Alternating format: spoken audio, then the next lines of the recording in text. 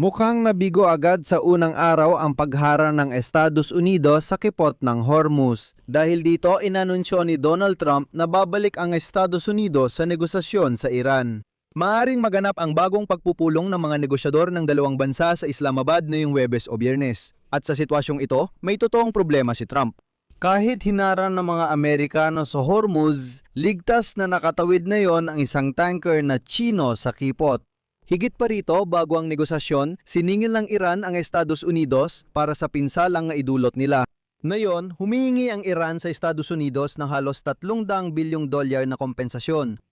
Ang pinakamalalapit na kaalyado ng US sa riyon, tulad ng Saudi Arabia, ay nanawagan kay Trump na itigil ang pagharang sa kipot ng Hormuz, magtatag ng kapayapaan at makipagnegosasyon. At mukhang handa si Trump na magbigay ng konsesyon. Nag-alok ang Estados Unidos sa Iran ng seryosong konsesyon tungkol sa kanilang nuclear program.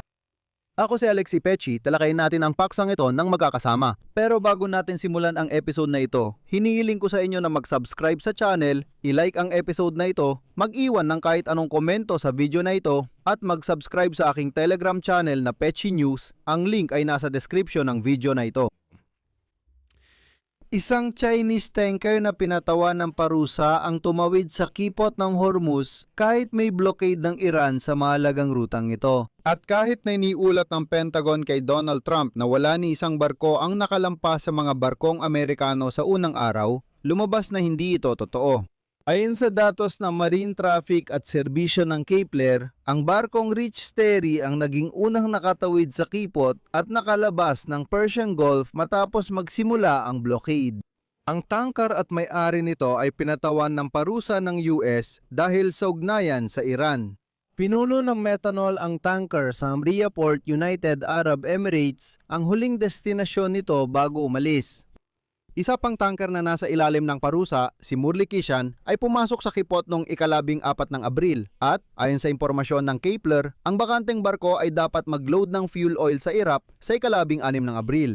Ginamit din ang tanker na ito sa pagdadala ng langis mula Russia at Iran kaya napasa ilalim sa parusa pero nakakadaan pa rin ito sa kipot. Sinusubukan ng Saudi Arabia na ikayatin ng Estados Unidos na itigil ang pagharang sa kipot ng Hormuz at ituloy ang negosasyon sa Iran dahil sa takot sa paglala ng tensyon sa gitnang silangan. Ayon sa Wall Street Journal, naniniwala ang sa Riyadh na maaring magdulot ng kabaligtarang epekto ang taktika ng Washington laban sa Tehran. Iyon ay ang posibleng pagsasara rin ng Bab el-Mandeb Strait na nagdadala ng karagdagang 12% ng lahat ng transportasyon ng langis sa dagat at 8% ng liquefied natural gas na nag-uugnay sa Red Sea at Golpo ng Aden. Ang estratehikong arterya na ito ay dumadaan sa pagitan ng Yemen at Eritrea at nagsisilbing timog na lagusan papuntang Suez Canal na isa ring mahalagang rutang pangkalakalan sa pagitan ng Asya at Europa. Kamakailan, naibalik ng Saudi Arabia ang pag-export nila ng langis sa predigmaang antas na 7 milyong bariles bawat araw. Sa kabila ng pagsasara ng Strait of Hormuz, nagawa ito dahil sa pagdadala ng langis sa pamamagitan ng pipeline papunta sa pantalan ng Yanbu sa Red Sea. Gayunpaman, malalagay sa panganib ang mga supply na ito kung isasara ng mga Houthi ng Yemen ang Bab el-Mandeb Strait. Sabi ng mga Saudi kay Trump, pakinggan mo, naayos na namin ang problema. May paparating na bagong problema. Kailangan mo nang magdesisyon dahil sa giyera mo sa Iran, baka tuluyang huminto ang lahat sa amin. Sa sitwasyong ito, sinabi ni Donald Trump ngayong araw na magsisimula muli ang negosasyon sa Iran sa loob ng 2 araw.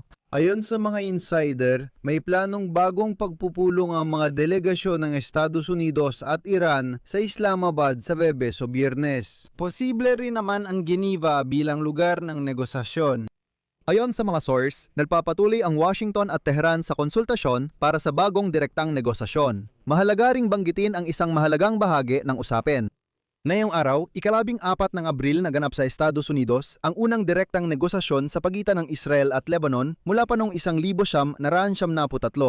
Dumalo sa pagpupulong sa Washington ang mga embahador ng dalawang bansa at si Marco Rubio na pinuno ng kagawaran ng Estado ng Estados Unidos. Ang pangunahing kahilingan ng Israel ay ang ganap na pagdidisarma.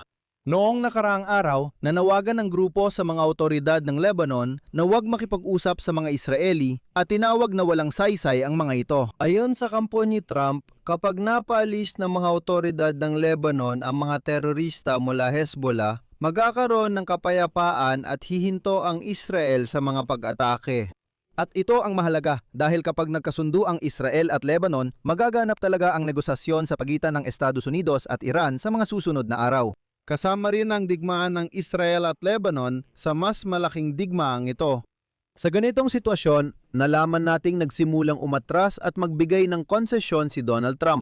Naalala nyo ba ang pahayag ni Donald Trump na tatanggapin lang niya ang pagsuko ng Iran at hindi niya papayagan manatiling hindi resolba ang problemang nuklear ng Iran? Mapipilitang makipagdigma muli ang mga susunod na henerasyon ng Estados Unidos laban sa Iran? Sabi niya, hindi ko hahayaang mangyari ulit ang digmaan matapos ang 10 o 20 taon. Lulutasin ko na ngayon ang problemang ito. Mariin ang sinabi ni Trump na mahina si Barack Obama dahil pumirma lang ito ng kasunduan sa Iran na 10 taon lang ang bisa. Si Donald Trump ay makakamit ng kasunduang walang takdang panahon sa Iran. Tatapusin natin ang problema sa nuclear program ng Iran. Naalala niyo bang sinabi ni Donald Trump? Pero dito, may hindi naging tama.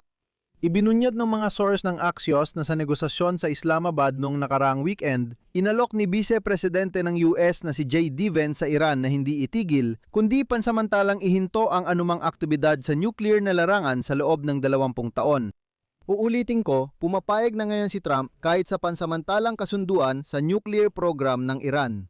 Sa Tehran, naramdaman nilang nagpapakita ng kahinaan si Trump at sinabi nilang papayag lang sila sa 5 taong kasunduan, hindi higit pa. Sinasabi nila, teka muna, una ninyong sinabi na ito ay magiging kasunduang, walang hanggan, panghabang buhay talaga. Ngayon sinasabi nyo na 20 taon, kaya hinihingi namin ay 5 taon lang, hindi hihigit pa ron. Mas mababa pa ito kaysa sa pinirmahan dati ni Barack Obama.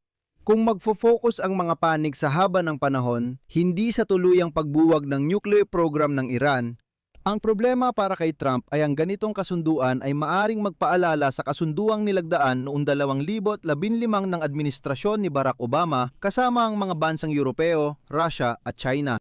Si Trump, nang maupo sa kapangyarihan, inilabas ang Estados Unidos mula sa nuclear agreement ni Obama makalipas ang 3 taon na tinawag ang kasunduan ni Obama ayon sa kanya, isang kakilakilabot at isang panig na kasunduan na hindi kailanman dapat pinasok. Ngayon, nanganganib si Trump na pumasok sa kasunduang tulad o mas masahol pa kaysa sa pinasok ni Barack Obama. Pero hindi pa dyan nagtatapos ang lahat. Naiintindihan ng Iran kung ano ang nangyayari at ngayon ay sinusubukan nitong ilagay sa alanganin ng Estados Unidos ng Amerika. Diyan si Trump ang kasangkot.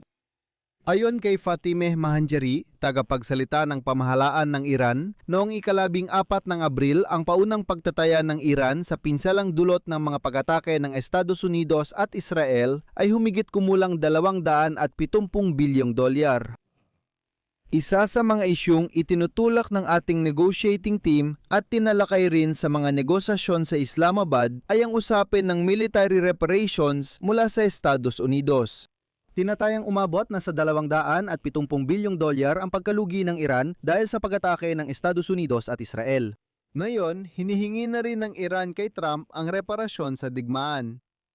Dito ako maglalagay ng tuldok-tuldok. Isulat ninyo ang inyong opinyon at mga konklusyon sa mga komento sa ilalim ng episode na ito. Mag-subscribe kayo sa channel, pindutin ang kampanilya at huwag kalimutang mag-like. Kung nais ninyong suportahan ang YouTube channel na ito, tingnan ang description ng video para sa mga paraan ng suporta kay Alexei Pichi. Piliin ang pinakakomportable para sa inyo. Magpapasalamat ako sa anumang suporta mula sa inyo. Iyon lang po, ingatan ninyo ang inyong sarili. Paalam sa lahat.